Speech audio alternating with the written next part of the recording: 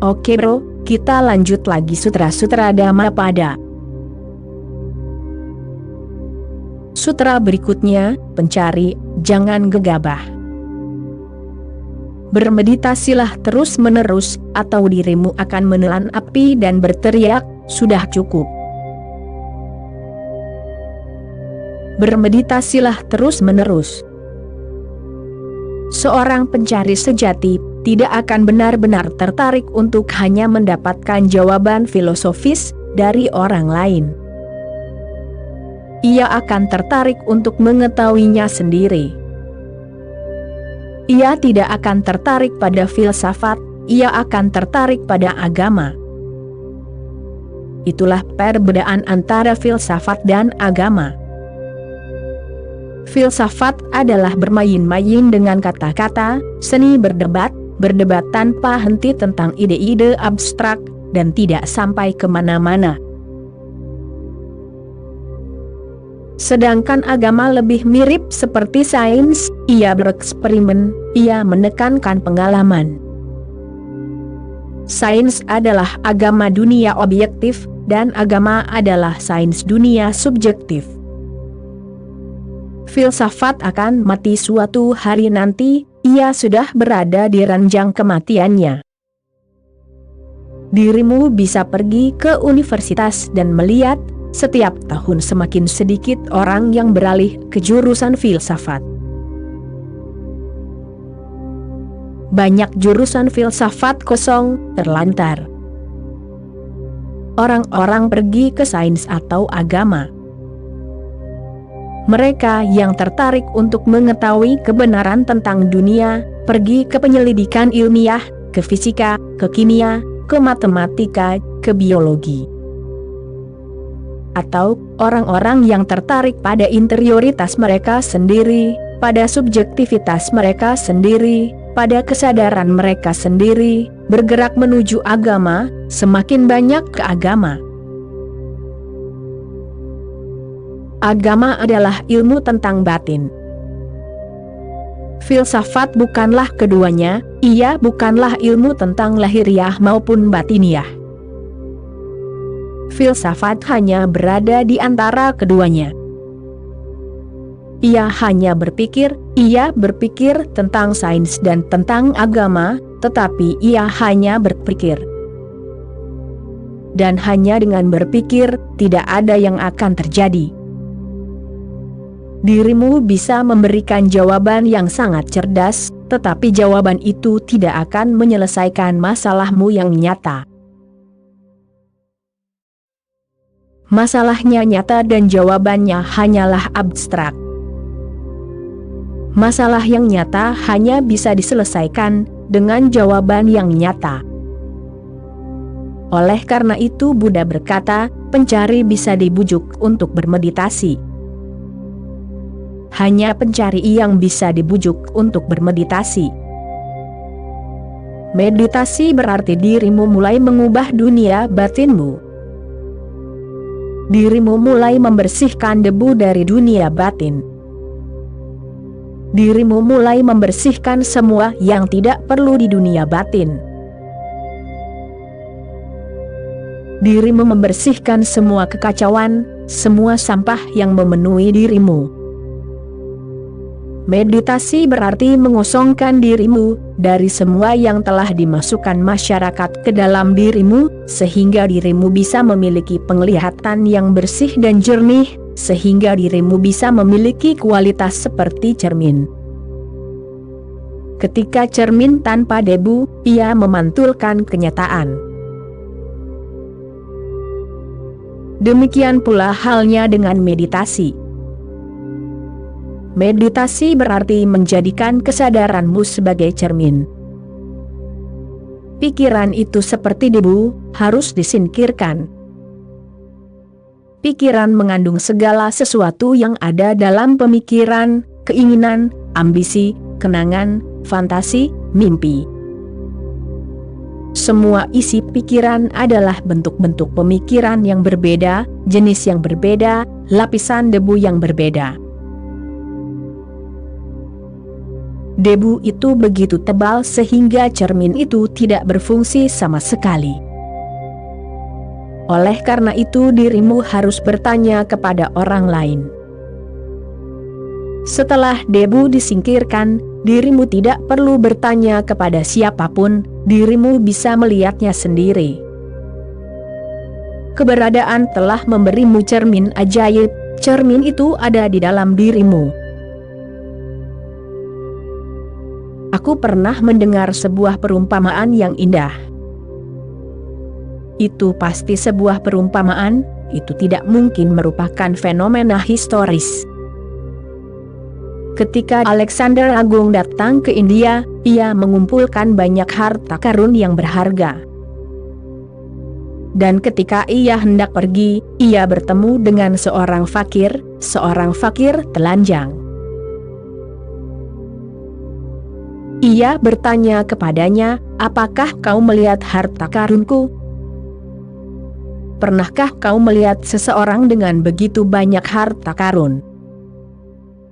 Fakir itu berkata, "Semua harta karunmu tidak ada apa-apanya, tetapi aku bisa memberimu satu hal, yang benar-benar akan membuatmu kaya." Alexander tidak bisa membayangkan, apa yang bisa diberikan oleh fakir telanjang ini kepadanya. Di mangkuk pengemisannya, ia memiliki sebuah cermin kecil. Ia memberikan cermin itu kepada Alexander. Alexander berkata, "Cermin ini akan membuatku menjadi orang terkaya di dunia." "Kau pasti sudah gila." Fakir itu berkata, "Lihatlah cermin itu terlebih dahulu." Dan Alexander melihat ke dalam cermin itu. Cermin itu tidak memperlihatkan wajahnya, cermin itu memperlihatkan keberadaan batinnya, cermin itu memperlihatkan interioritasnya, cermin itu memperlihatkan subjektivitasnya. Keberadaannya terpantul di cermin itu.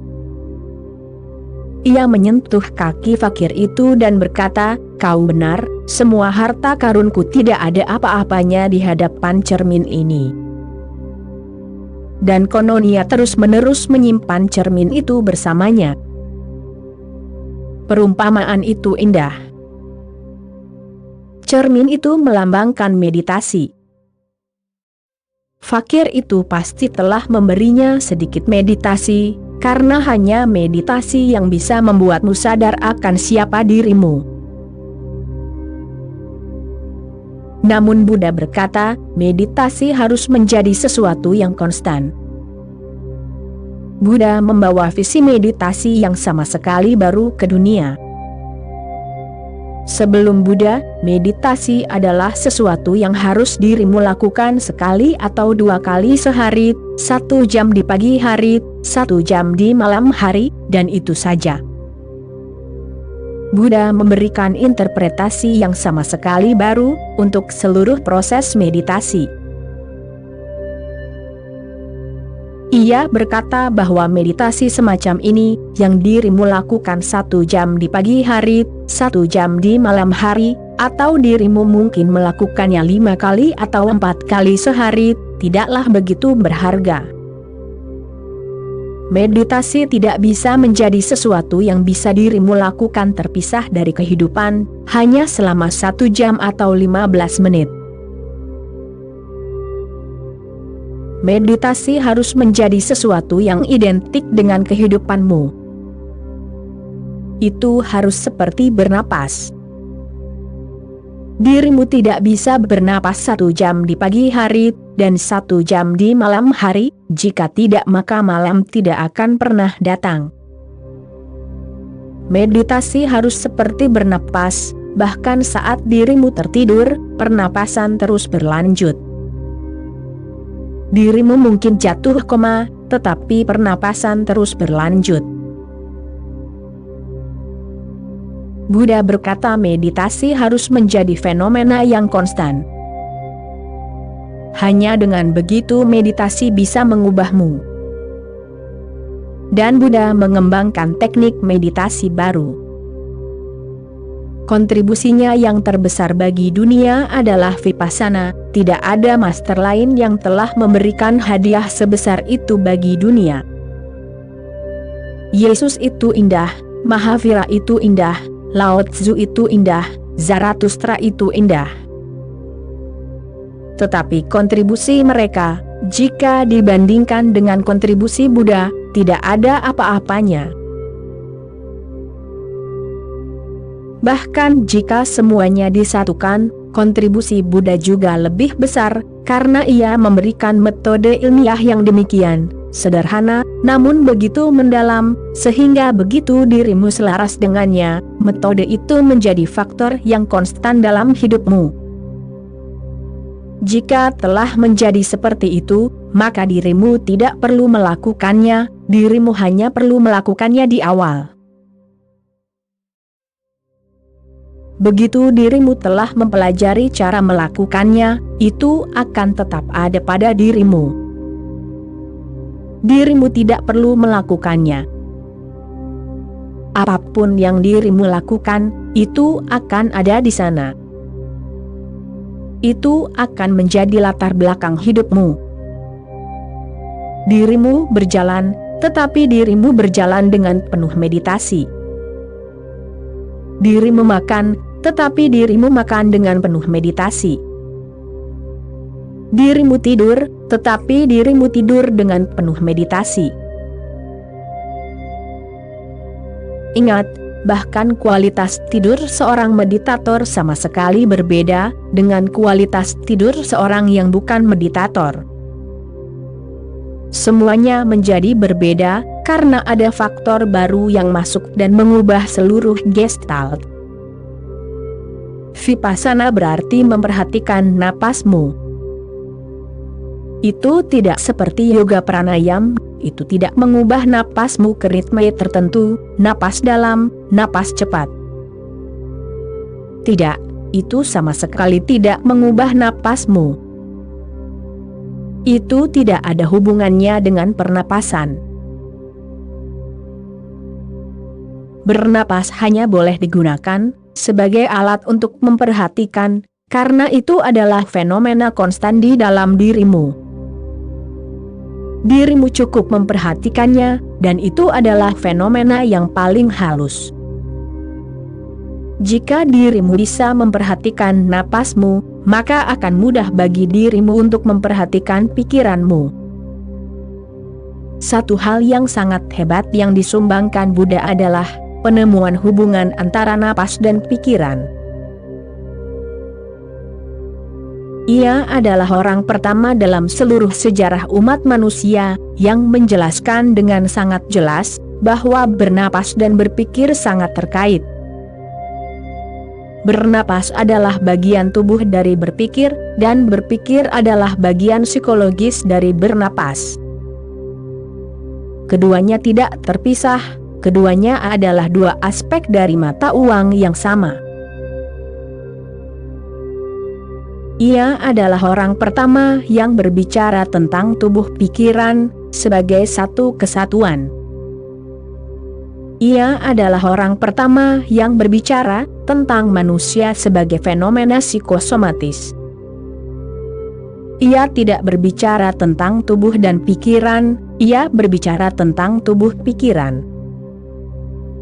Keduanya bukan dua, oleh karena itu tidak perlu dan untuk menghubungkan keduanya. Keduanya sudah menjadi satu, tubuh pikiran, bahkan tanda hubung pun tidak diperlukan, tubuh pikiran adalah satu fenomena. Dan setiap proses tubuh memiliki padanannya dalam psikologimu, dan sebaliknya.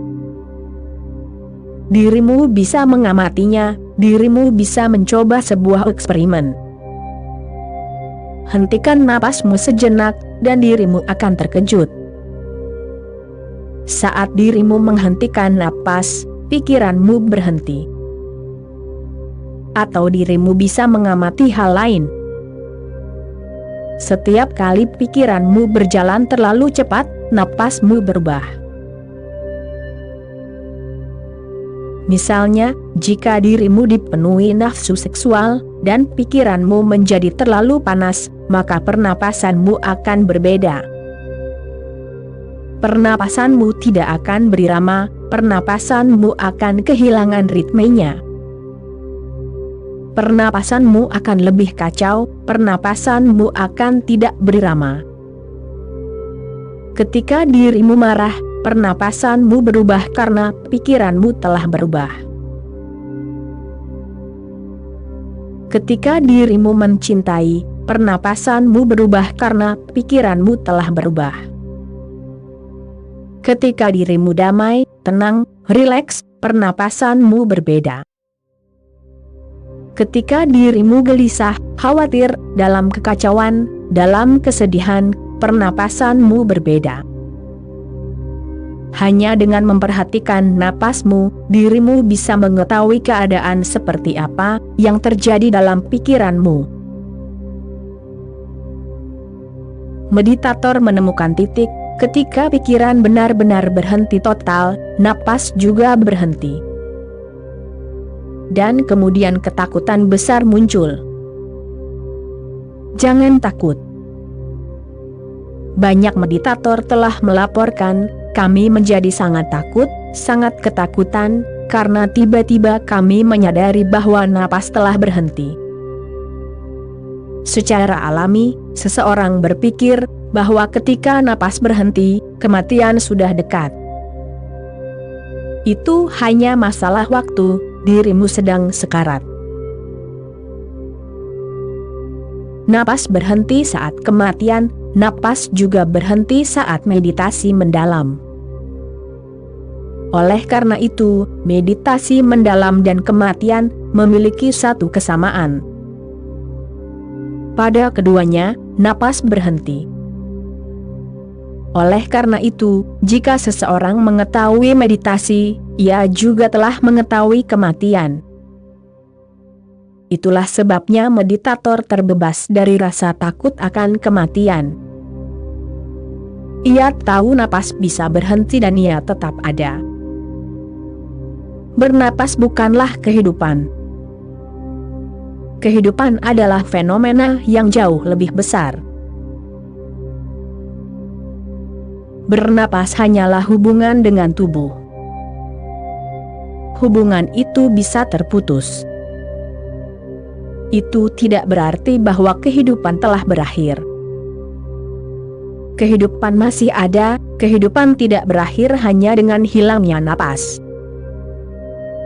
Buddha berkata, perhatikan napasmu, biarkanlah normal, sebagaimana adanya. Duduklah dengan tenang, perhatikan napasmu. Postur duduk juga akan membantu.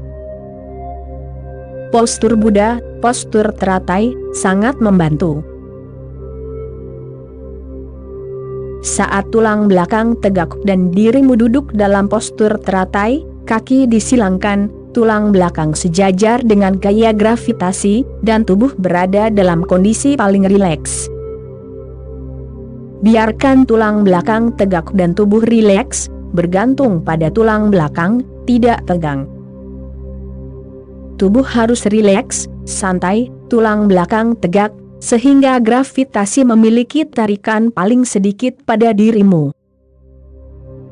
Sudahkah dirimu memperhatikannya? Jika dirimu ingin tidur, dirimu harus berbaring, karena alasan sederhana, bahwa saat dirimu berbaring di tanah, dirimu bersentuhan dengan gaya gravitasi secara maksimal, karena seluruh tubuh tarikan gravitasi bekerja, ia menarikmu. Dirimu segera mulai tertidur. Sulit untuk tertidur sambil berdiri. Postur yang paling sulit untuk tertidur adalah postur teratai. Tubuh sangat rileks sehingga tidak perlu tertidur, dan gaya gravitasi berada pada titik minimum, karenanya gaya gravitasi tidak bisa menarikmu ke bawah, tidak bisa membuatmu berat, letih, dan lesu. Dirimu merasa ringan, dirimu dipenuhi dengan kehidupan. dirimu lebih cerdas dalam posisi lotus dibandingkan dengan posisi lainnya. Tubuh memengaruhi pikiranmu. Para ilmuwan kini sepakat bahwa hanya karena beberapa monyet, entah bagaimana berdiri tegak, manusia berevolusi. Mereka belum mampu menemukan alasan mengapa dan bagaimana hal itu terjadi, dan monyet adalah monyet. Hal itu mungkin terjadi hanya karena rasa ingin tahu. Beberapa monyet mencoba berdiri dengan dua kaki, dan monyet-monyet inilah yang menjadi manusia pertama. Mereka adalah pencetusnya. Itu adalah inovasi terbesar, tidak ada yang lebih besar dari itu. Beberapa monyet yang berdiri tegak dengan dua kaki mereka menciptakan revolusi besar. Revolusi itu terjadi dalam pertumbuhan pikiran. Postur tegak membantu pikiran untuk bangun dari tidur. Pikiran menjadi lebih cerdas, menjadi lebih waspada, menjadi lebih sadar. Hewan lain yang bergerak dengan 4 kaki, belum mampu mengembangkan kecerdasan, meskipun banyak dari mereka memiliki pikiran yang hampir sama kapasitasnya dengan manusia. Misalnya, gajah memiliki pikiran yang hampir sama kapasitasnya dengan manusia, tetapi belum mampu mengembangkannya, dan aku rasa itu tidak akan pernah terjadi. Dalam sirkus, mereka berusaha keras untuk mengajari gajah duduk di kursi, atau berdiri bahkan selama beberapa detik dengan 2 kaki. Tetapi tubuhnya begitu berat, sehingga gajah tidak bisa berdiri dengan 2 kaki. Oleh karena itu, otak tetap keruh, tarikan gravitasi membuatnya tidak sadar. Oleh karena itu, postur teratai ini merupakan sesuatu yang berharga. Ini bukan sekadar fenomena tubuh, ini memengaruhi pikiran, ini mengubah pikiran. Duduklah dalam postur teratai, intinya adalah tulang belakangmu harus tegak, dan membentuk sudut 90 derajat dengan bumi. Itulah titik di mana dirimu mampu menjadi yang paling cerdas, paling waspada, dan paling tidak mengantuk. Kemudian perhatikan napasmu, napas alami. Dirimu tidak perlu bernapas dalam-dalam, dirimu tidak mengubah napasmu. Dirimu cukup memperhatikannya sebagaimana adanya. Tetapi dirimu akan terkejut dengan satu hal, saat dirimu mulai memperhatikan, itu berubah, karena fakta bahwa dirimu sedang memperhatikan, itu adalah suatu perubahan, dan napas tidak lagi sama. Perubahan kecil dalam kesadaranmu, segera memengaruhi napasmu. Dirimu akan bisa melihatnya. Setiap kali dirimu memperhatikan, dirimu akan melihat napasmu menjadi sedikit lebih dalam. Jika hal itu terjadi dengan sendirinya, tidak apa-apa, tetapi dirimu tidak boleh melakukannya atas kemauanmu sendiri. Dengan memperhatikan napasmu, perlahan-lahan, dirimu akan terkejut bahwa saat napasmu menjadi tenang dan hening, pikiranmu juga menjadi tenang dan hening. Dan memperhatikan napas akan membuatmu mampu memperhatikan pikiran. Itu baru permulaan, bagian pertama dari meditasi, bagian fisik. Bagian kedua adalah bagian psikologis. Kemudian dirimu bisa memperhatikan hal-hal yang lebih halus dalam pikiranmu, yaitu pemikiran, keinginan, ingatan. Saat dirimu semakin waspada, keajaiban mulai terjadi. Saat dirimu menjadi waspada, semakin sedikit lalu lintas yang terjadi di pikiran, semakin tenang, hening, semakin banyak ruang hening, semakin banyak celah dan interval. saat-saat berlalu dan dirimu tidak menemukan satu pun pemikiran. Perlahan, menit berlalu, jam berlalu, tanpa ada pemikiran. Ada aritmatika tertentu di dalamnya. Jika dirimu bisa tetap benar-benar kosong selama 48 menit, hari itu juga dirimu akan tercerahkan, saat itu juga dirimu akan tercerahkan. Namun, ini bukan masalah usahamu. Jangan terus melihat jam karena setiap kali dirimu melihat jam, sebuah pikiran telah muncul. Dirimu harus menghitung lagi dari awal, dirimu kembali ke nol. Dirimu tidak perlu memperhatikan waktu. Namun, ini telah menjadi pengalaman di timur dari semua meditator hebat, bahwa 48 menit tampaknya menjadi titik akhir. Jika celah sebanyak ini memungkinkan, jika untuk celah sebanyak ini pikiran berhenti dan dirimu tetap waspada, tanpa pemikiran terlintas di benakmu, dirimu mampu menerima Tuhan di dalam. Dirimu telah menjadi tuan rumah, dan tamu segera datang. Oke bro, sekian dulu episode kali ini, kita sambung lagi nanti. Terima kasih bro.